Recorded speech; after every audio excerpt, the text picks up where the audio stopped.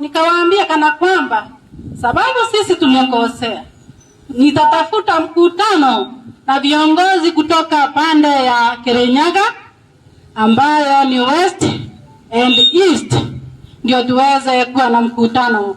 Ndio huu mkutano wetu. Usiku kiongozi ambaye ni MCA wangu akanipigia simu akaniambia pia ameweza kukutana viongozi kutoka pande ya Kirinyaga kina MCS. Tunashukuru kwa hilo, mmeweza kujiunga na sisi ndio tuweze kutafuta amani. Mahali hakuna amani hakuwezi kupatikana maendeleo ya wana Mwea. Nachukua nafasi hii niweze kuomba watu wa Kirinyaga msamaha kwa hilo jambo lilitendeka. Mkifika pale ya Siagine, pale ya Manyeki, muwafikishie ujumbe kana kwamba tumepiga magoti tukiomba msamaha. Ndio hapa. Kwa hiyo niaba ya kurekebisha hiyo ile kitu, najua mungalipenda sana kusikia kutoka kwa CPD kwa hawa vijana wenye aliwawa. Hawa vijana hawakujitia kitanzi wala haikuwa road accident. Kuna mkono wa binadamu wenye ulihusika, si ukweli? Sasa ile jukumu niko nalo kubwa kabisa ni kuhakikisha ile mhalifu mwenye ametenda hiyo kitendo mbovu ile iliyopitwa na wakati za primitive act ni kwamba hawa waliohusika mkono wa sheria uko nao, washika na kuwapeleka kotini.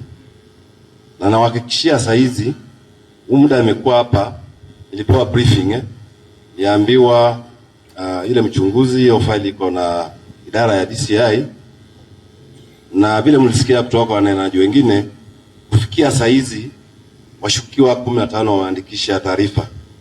Wakati wote kuanzia saa hizi utasikia tumeshika watu wa korokoroni. Ila tunaomba nikiwa mgeni hivi tushikane mkono ndio kuhakikisha kwamba amani iko na usalama upo. Hapo mnanihakikishia mna support? Very good Pengine muishi na amani. Usianze kufanya sisi tulete askari hapa, kulete magari usiku, askari anahangaika na nyinyi mlikuwa mnaishi vizuri. Tunaelewana wananchi? Tunaelewana? Mchunge amani yenu, mshirikiane vizuri. Nilienda shule inaitwa Siagini. Siagini karibu 60% ya watoto wanaingia Siagini secondary school wanatoka hapa. Tunaelewana? So we share very common resources kama maji, shule, barabara, hata binadamu, hata mabibi. Tunachukua bibi pande ile na kuleta ingine pande hii. Tunaelewana? Mwache kuleta kisirani, tupendane. Mungu awabariki. Kuna askari, wote ni askari wako hapa. Kuna vitengo vyetu vya usalama. Tafadhali tuwe tunaenda kwa serikali tunasema tuko na hii changamoto, ama tunashika hao watu na tunawashuku, serikali inachukulia hapo, tunaendelea mbele. Kwa sababu tukiendelea sasa kuisha hivyo, biashara zitaharibika, ajira itaisha, kuna njaa, tutaumia na tutaki kuumia. Nishukuru serikali kwa sababu sasa tuko na hospitali mpya. Na hospitali tunaomba kama itawezekana, mkipata askari tuongezewe stations ili wananchi wasiwe mbali sana na polisi.